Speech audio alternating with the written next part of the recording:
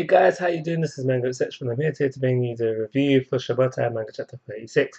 So the first things I've got to say is that I was wrong. If I remember correctly, it's been a long time since I had to do a Shibata review, but in my last review, I said the whole first incident of the 8th Brigade might be the one from the very first chapter, but it doesn't seem to be the case. This first incident happened off screen, and all the chapter is really about is finding out how the 8th Brigade was formed.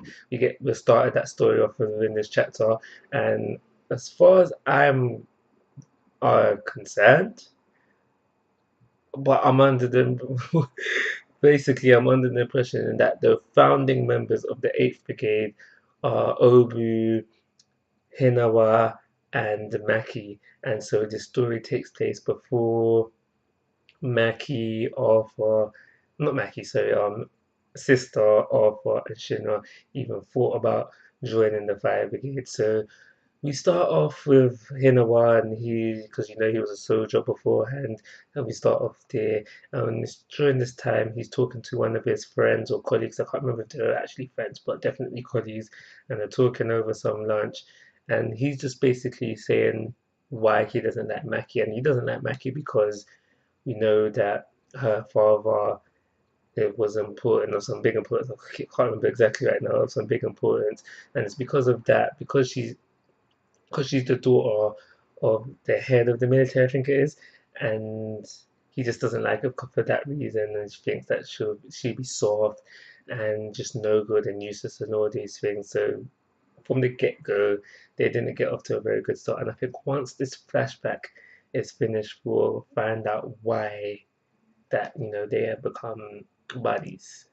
So as the flashback is going on, we see Hinawa face to face with a flame human probably for the first time, and it's because it was his colleague that was transformed. He wasn't able to take the shot and kill him off. He wasn't able to take the shot and kill him off. And I think this traumatized him for a bit because we see him throughout the chapters like, why couldn't I take the shot? Why couldn't I take the shot? And the chapter ends off with Hinawa unintentionally running off to uh, another flame human incident.